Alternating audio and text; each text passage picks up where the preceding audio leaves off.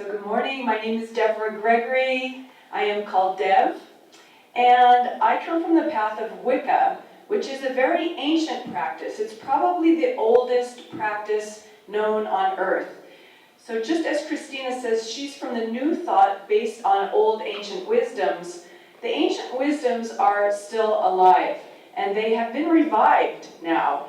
In about the 1950s, a man by the name of Gerald Gardner came forth with his family lineage and teachings that had been underground for thousands of years. They were hidden, they were occult practices, because they are very powerful. And as Lakshmi says, the power is in the female, and when things were shifting and the powers that be did not want people to have their individual power, they tried to take that power from them and control the masses. So this teaching had to go underground and become secret in order to be preserved. So in the 1950s, the repeal of the Witchcraft Law happened in Britain. Witchcraft was actually illegal to practice. Now I want to explain what witchcraft is, because that word is very charged and has a negative connotation, but it's only because of what we had been told and with misconceptions about what the practice is. Witchcraft, it comes from the word wit, means wise. It was originally called the craft of the wise. Wise meaning wise practice. Practice of using our thoughts and our energy to create change at will, and that's what magic is. It's really the same thing as prayer and affirmations and using your mind in order to create a certain outcome. So when the church and the powers that be were trying to control the masses, they didn't want us to have that power. So they tried to push that energy underground, yes, or take it away. And so the practices remained in secret for many, many years. So in the 1950s, when the repeal of witchcraft happened, it started to come back and the teachings were revealed again. In the 1980s, Wicca became an officially recognized religion.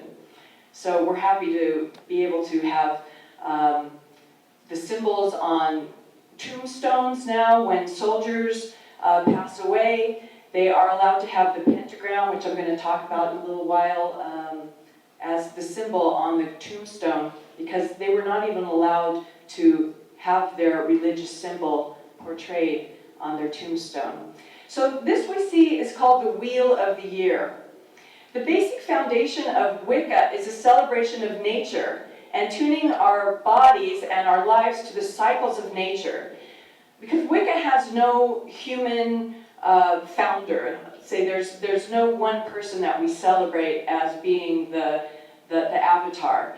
It's all based on the cycles of nature and tuning our own bodies in to what's happening all around us on earth, in the heavens, the sun and the moon. Because this is what everybody had in ancient times. We all shared this practice, no matter if you were from the northern regions in the Celtic lands to the Mayans in the southern hemisphere. There are so many similar practices because we are all children of the earth, and we all see these cycles of nature all around us. So to harmonize ourselves and our lives with these cycles keeps us in balance with the energies that are happening already inherently on the planet. So you'll see these 8 spokes of the Wheel of the Year. So the calendar is seen as a circle because the Earth circles the sun and the moon circles the Earth. So we see life as cycles, and we recognize that all of our own lives go in cycles, from birth to growth to decline to death. And we tune our own lives in with these cycles of the universe and the planetary cycles. So at opposite sides of the Wheel of the Year are the solstices. Now some of these holidays were co-opted, and the winter solstice is now known as Christmas. It's the return of the sun. Originally it was the return of the S-U-N, the sun, because of the solstice. the days start to become longer again. So the ancients celebrated this day because it was getting cold and it was getting dark. And, you know, are we going to freeze all winter? No. Oh, the sun is coming back. So we celebrate that return of the sun, the return of the light. Hanukkah is also at this time of year. It's all about the light returning. On the opposite spectrum, the summer solstice is the fullness and the growth in the midsummer of our expansion of light. And, you know, we go out into the light, we celebrate the sun here, especially in Southern California, we have the sunshine. And so we celebrate that expansion and the contraction along with the wheel of the year and these 8 holidays called the Sabbats. On the cross quarters are the equinoxes, equinox meaning equal. It's the time when the days and the nights are of equal length. And so we celebrate equilibrium and balance and the equal opposites, right? The light and the dark, the expansion and contraction. So in the fall and the springtime, we have our fall and spring equinoxes. And then there are 8 more holidays which fall mid-seasons to celebrate that midpoint in the holiday. So it's very symmetrical, it's very harmonious. If anybody is an artist, they'll notice also it's associated with the color wheel to balance ourselves through color. Color is vibration. And there's lots and lots of associated associations with the wheel of the year. Our lives, our birth, our growth, our maturity, adulthood, and then into our old age, and then finally the death at the winter. So this wheel of the year is our holidays. Now, another very basic and most profound teaching in Wicca is the balance of divinity, very similar in Hinduism, of the god and the goddess. Now, the goddess in Wicca is actually seen as the primary creator. Our female bodies give life. Our female bodies hold and nurture the next generation. And in ancient times, this was seen as a magical occurrence, right? Before pregnancy was a medical condition, it was a miracle. It was life giving from our bodies, from the goddess giving life from her body and nurturing life from her body, so that the earth is seen as our goddess, Mother Gaia. And she gives us life through what she nurtures us, the food that she grows from her body, so that the earth becomes sacred as our divine female bodies are sacred. In Wicca and paganism, our sexuality is sacred. It is not something that is evil or to be hidden. It is the life-giving energy that we all have that was denied from us because it's so powerful. And the divine mothers either became virgins or whores when actually they had extreme life force that, again, was taken from us, but is returning now to the earth. So I'll take you to the next slide.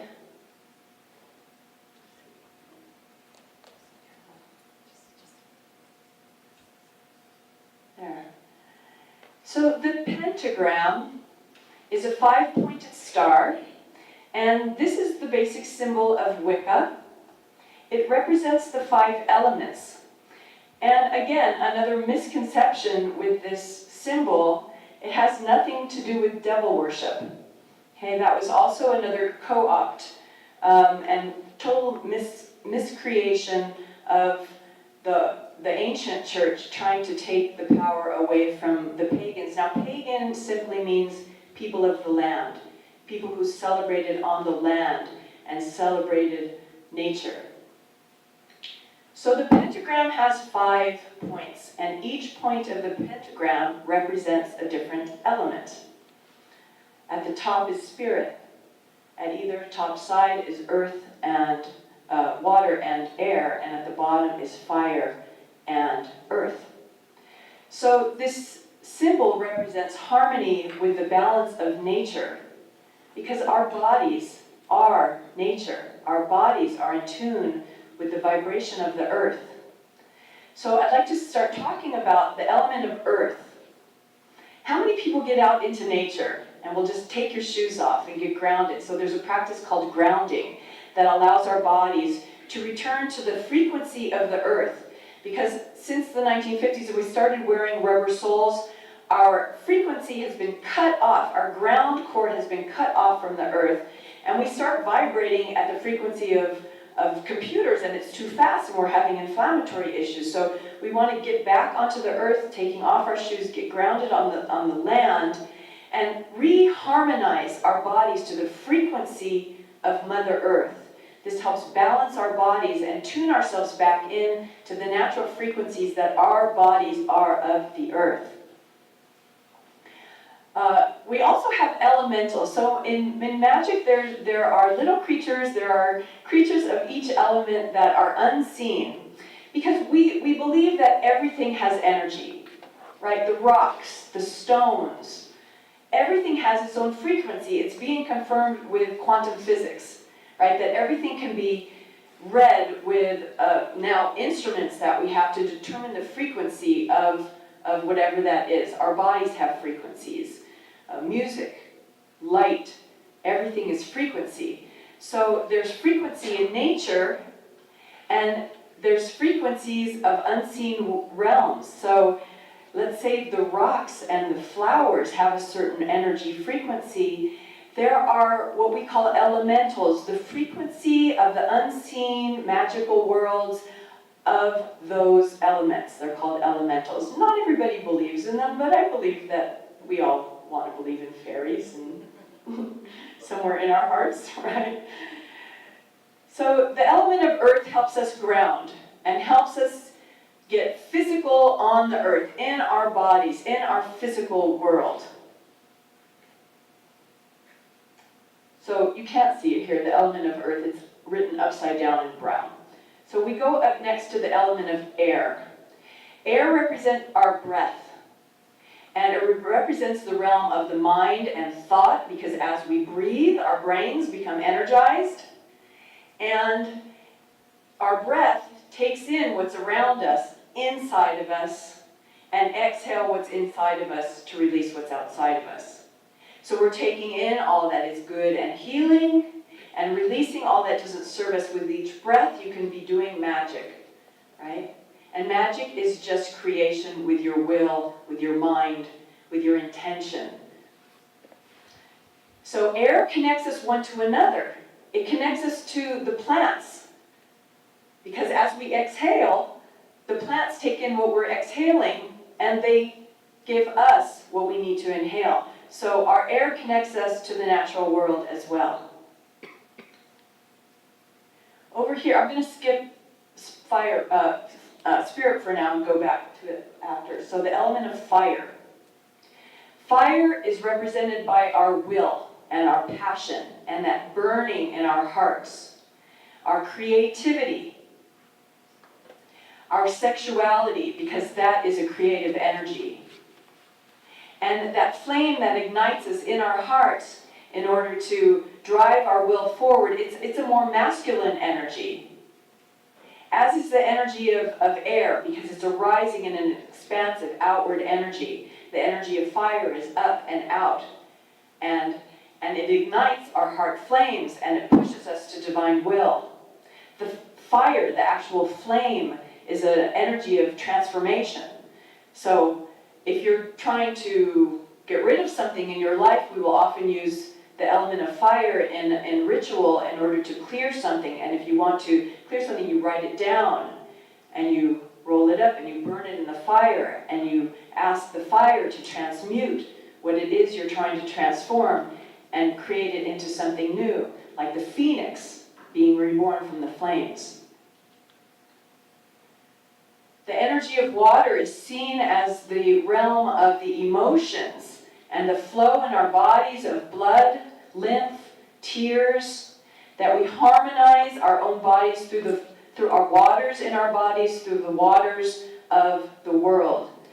And just as we can have a calm, trickling stream and the calmness of our flow, we can also have that raging wave tumbling and the waterfall, the energy. So there are many forces of water that we can tune into depending on what you need in your life.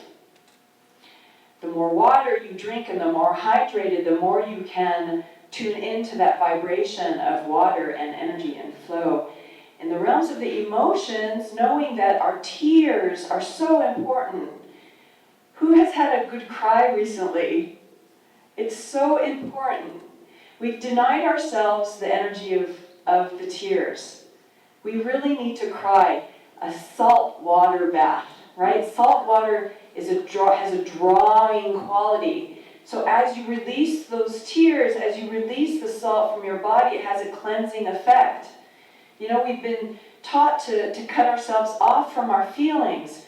And in order to really have a true human experience, we have to feel deeply, and to acknowledge our feelings, and to acknowledge that that's part of being human, and to allow that flow, to release the flow, right? Release the dams of the waters, to let them go and flow so they don't back up and become stagnant and become dis-ease in our body. A lot of dis-ease is created because of holding back our emotions. So in Wicca, we believe that owning and expressing our emotions is so important.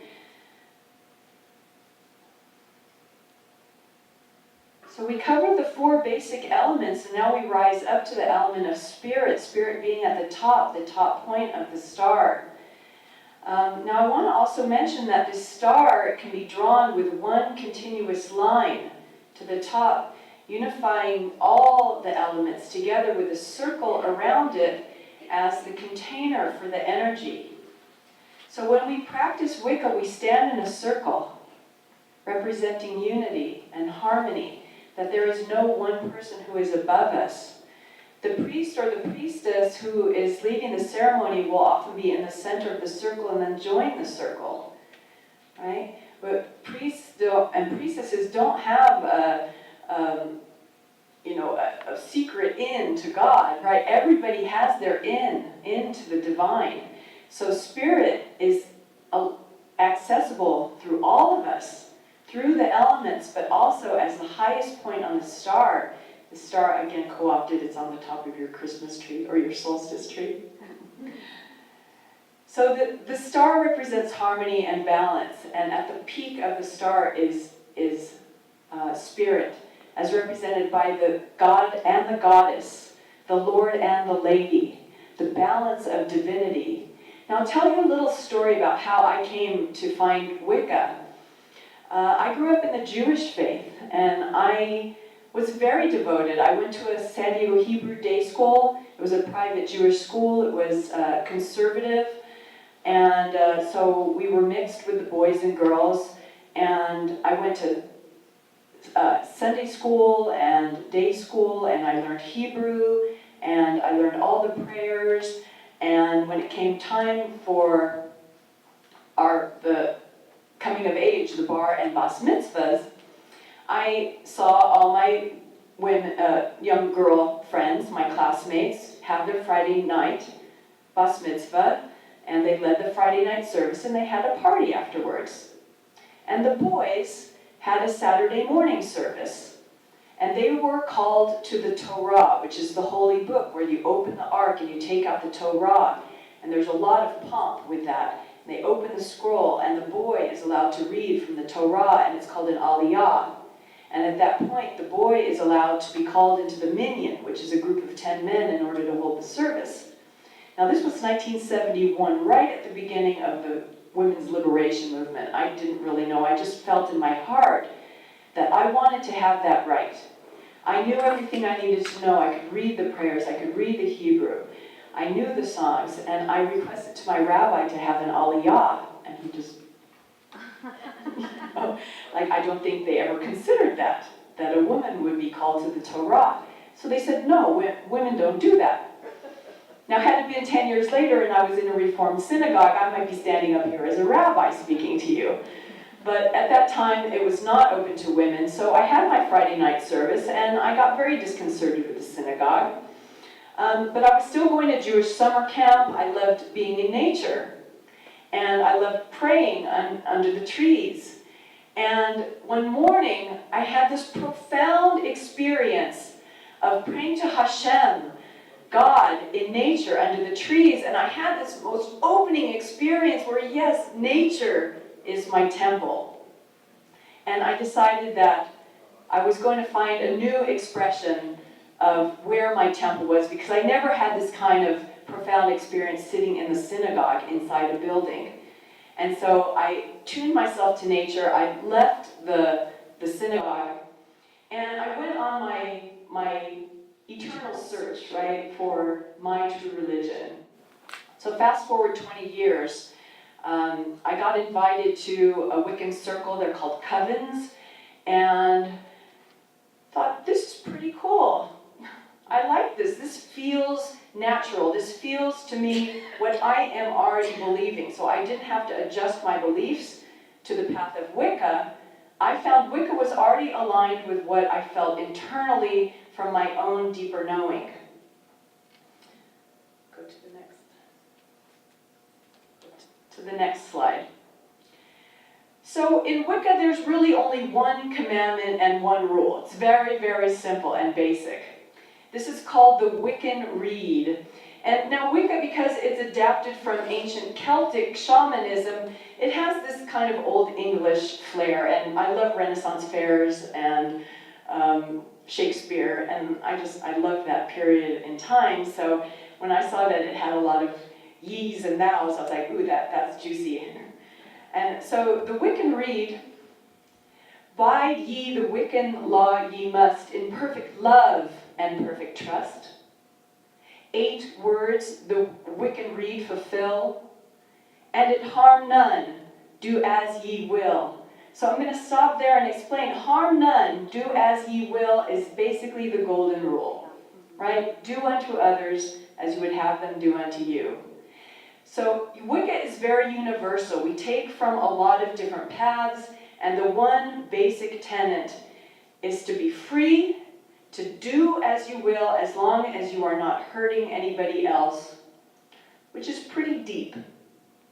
It's pretty deep when you go into how that manifests in life, right? As long as there's one kavit, as long as it's not for protection of self and protection of family.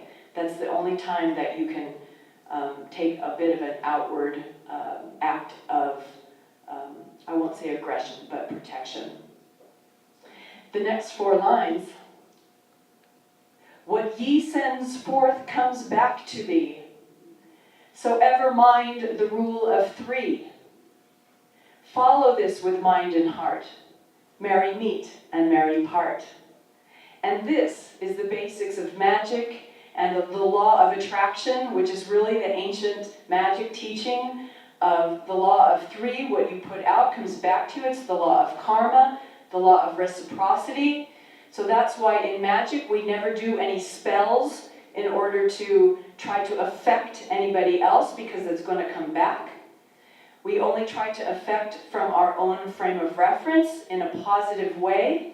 And at the end of a magical spell, which is really prayer with nature's bling, using crystals and stones and herbs in order to enhance the magic, using that vibrational quality of nature, that we put it out in order to create a field of energy that we're sending out into the world in order to manifest that which we desire. So with that, I say merry meet and merry part, and we will not quite part just yet. We're going to move now into Q&A. And what I would like to ask that everybody who's sitting in the back there, please come forward. And don't worry about the camera, just sneak around it. And would you all please come forward and take some seats in the front so we can feel connected to you.